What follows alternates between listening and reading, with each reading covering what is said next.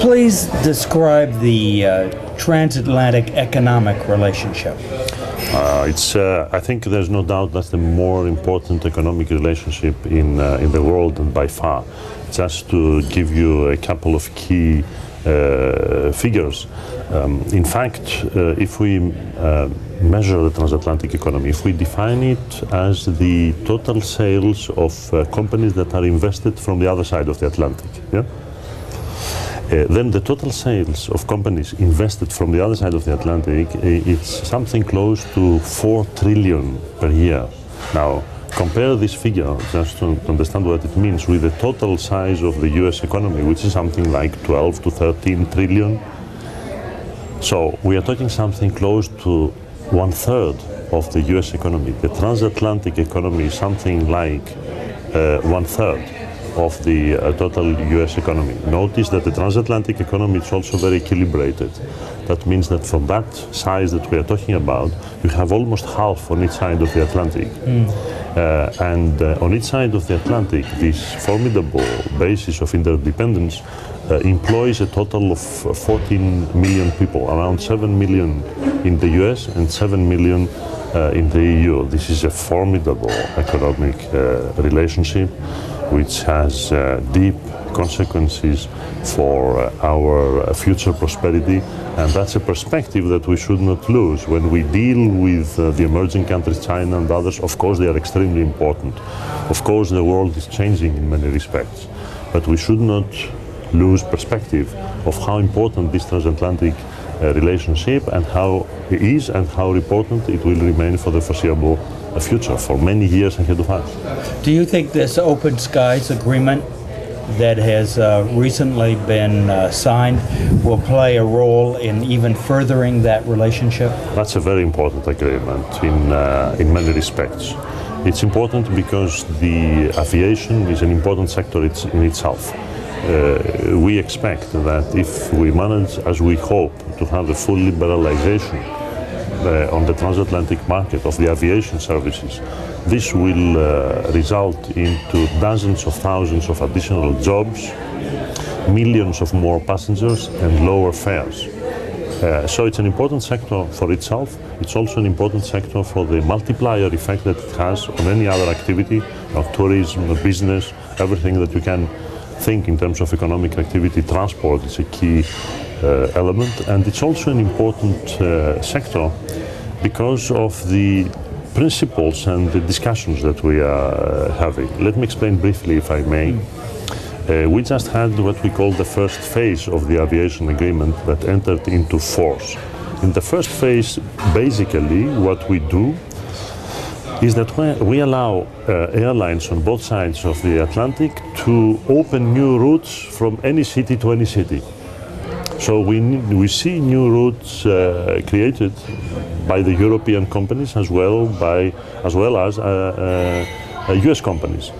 So it goes, we see the results already. It goes in a very positive way, and we think that this dynamism will continue. Now we look forward to a second stage agreement, which in fact what we'll do will be to liberalize foreign investment, allow capital or companies from one side of the Atlantic to invest into companies of the other side of the Atlantic. And there's some resistance at that level. People who argue that, well, maybe foreign investment is not necessarily a good thing. There are some limitations on control. Foreigners should not control American companies. Or people who feel that if there is liberalization, jobs will be lost on the other side of the Atlantic. And really my point there is very simple. If we allow ourselves with the economic relation that we have, not to proceed in liberalization, not to allow foreign investment to be seen for what it is, a positive input, to a positive contribution to the domestic economy in both ways. And if we fear about job losses between us, what kind of message will we give to the rest of the world? How are we going to argue in the context of the wider debate of trade and investment liberalization and the need to preserve a free environment for trade and investment, which is what has created the prosperity of America and the prosperity of Europe. So we look forward to the second stage, and we look forward to a further liberalization, and we consider this a very important chapter of the economic transatlantic relationship. What is the role of the Transatlantic Council in this tie?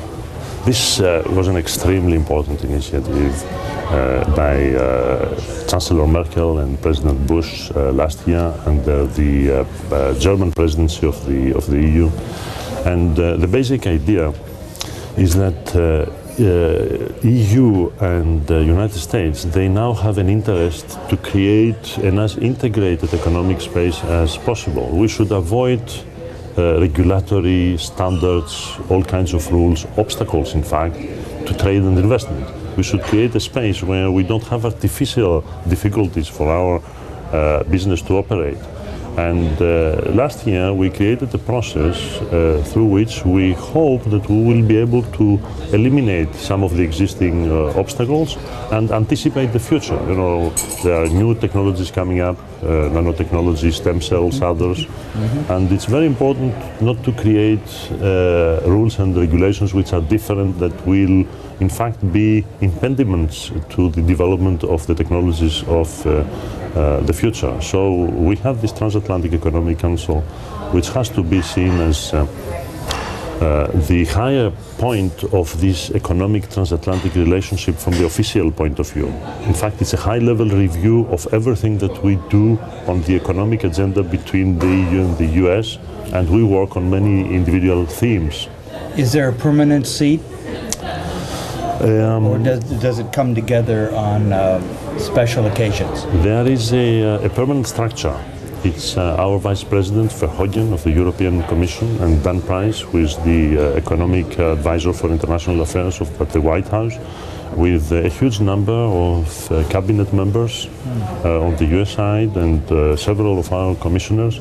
And they meet normally twice a year, and they have created an operating structure where the working groups, the experts, the regulators in different fields, they work together, and then they report upwards, and you have a very high-level review process of the progress achieved, with the idea that the political attention will facilitate, help, and stimulate the work and the process that is done at technical level.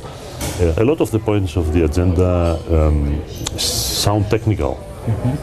And probably they will not make the first page of the newspapers, but they will certainly draw the top attention of a lot of top executives of many companies, both in Europe and the US. I give you an example, something where we hope to see progress, possibly a breakthrough before the end of the year, is the area of accounting standards. Facilitate. Why should we have double obligations of our companies to report, knowing how demanding are the reporting obligations for the financial markets and others? If we manage to accept each other's standards, this would be a great facilitation for the activities of many companies. I know this has been under discussion for many years, and it would be a breakthrough, and you think it might be before the end of this year? We hope that we will see very significant concrete steps taken to a degree that it will be felt by the companies concerned, yes, hopefully before the end of the year. We feel that we are close to concrete improvements on both sides of the Atlantic on that, yes.